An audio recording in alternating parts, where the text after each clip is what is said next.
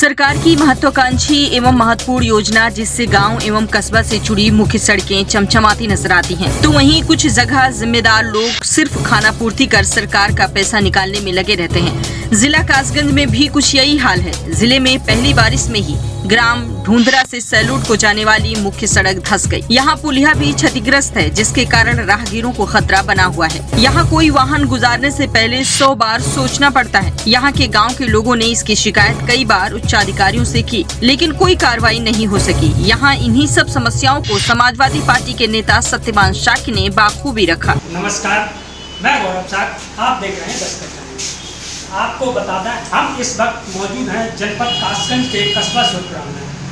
हमारे साथ मौजूद है सपा प्रत्याशी सत्यवान भैया सत्यवान। आइए हम इनसे जानते हैं कि जो 2024 का विधानसभा इलेक्शन है वो सपा किन किन मुद्दों पर लड़ेगी और क्या क्या मुद्दे रहेंगे आगे जनता को क्या सुनना। समाजवादी पार्टी के राष्ट्रीय अध्यक्ष अखिलेश यादव जी जो 2024 का चुनाव लोकसभा का लड़ने जा रहे हैं, उसमें हमारी तैयारी है कि गरीबों को इस महंगाई से मुक्ति दिलाएंगे, खाद पानी सस्ता करेंगे, डीजल सस्ता करेंगे और इनकी जो रात भर जो गायों की रखवाली कर रहे हैं और सारे के सारे किसान परेशान हैं, उससे मुक्ति दिलाने का हम काम करेंगे।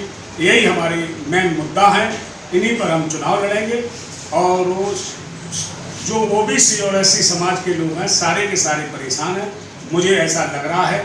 और पब्लिक में एक आवाज़ भी है इस झूठी सरकार के खिलाफ, जो भारतीय जनता पार्टी की झूठों की सरकार है उसके खिलाफ जो आवाज़ है, उस पर हम चुनाव लड़ने जा रहे हैं। देखिए, भाजपा ने एक नारा दिया है कि हमारी पार्टी सबको एक समान मानती है और ऐसे में राष्ट्रपति जब मंदिर में जाती है तो उनको रोका जाता है। इस पर आपकी क्या कहना है? भारतीय जनता पार्टी का सामने का चेहरा कुछ और है और वो बैकडोर में दूसरा चेहरा है। सबसे बड़ा पद हिंदुस्तान का माननीय राष्ट्रपति जी का होता है।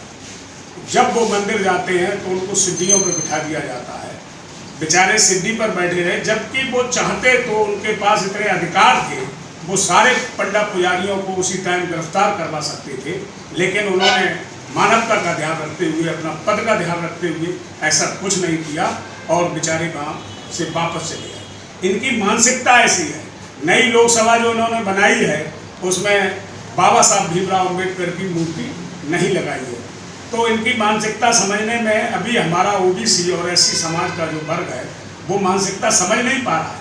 इनकी मानसिकता समझने में बहुत समय लगेगा और जिस दिन हम लोग इसकी मानसिकता घर घर बता पाए उसी दिन इनका बिल्कुल इनकी तो विदाई तय है। ऐसे ही अभी नया सांसद का उद्घाटन हुआ है, उसमें भी राष्ट्रपति को नहीं बुलाया गया।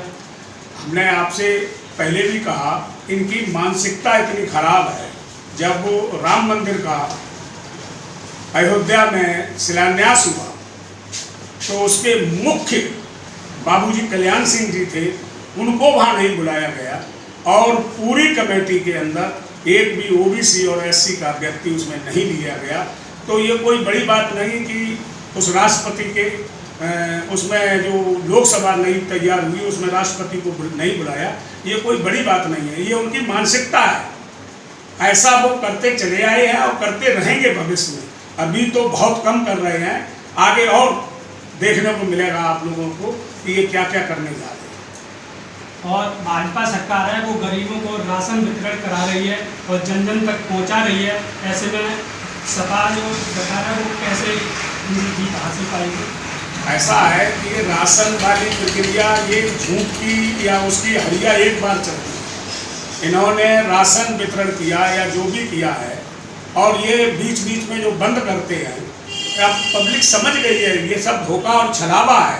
कोई राशन वासन नहीं है, कहाँ राशन मिल रहा है और जो मिल रहा है तो वो बस चुनाव में देते हैं, उसके आगे पीछे नहीं देते और ये सब उनकी पोल खुल गई है, ऐसा कुछ नहीं। अच्छा, लास्टी सवाल एक और है, जैसे एटा कासगंज पर 2024 में लोकसभा प्रत्याशी कौन रहेगा? एटा लोकसभा पर मुझे यहाँ तक ज्ञात है, राष्ट्रीय अध्यक्ष जी से इस बारे में हमारी एक बात हुई है, तो उन्होंने पूर्ण रूप से हमको समझाया कि आपके यहाँ मैं शाक्त प्रत्याशी उतारूंगा, लेकिन अभी हम ये नहीं कह सकते कौन शाक्त प्रत्याशी आ रहा है। लेकिन मैं पूरी लोकसभा के जनता से कहना चाहता हूँ कि कन्फर्म शाक्त ही यहाँ चुनाव लड़ेगा, ऐसा मेरे संज्ञान में है।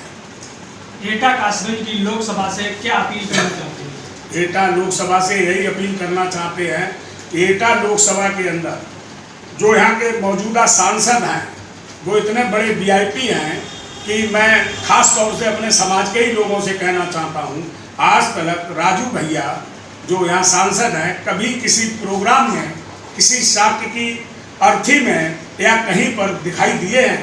तो मैं तो ये निवेदन करना चाहता हूँ कि इनकी विदाई तय करें और इन्हें बहुत ज़्यादा से ज़्यादा वोटों से हराने का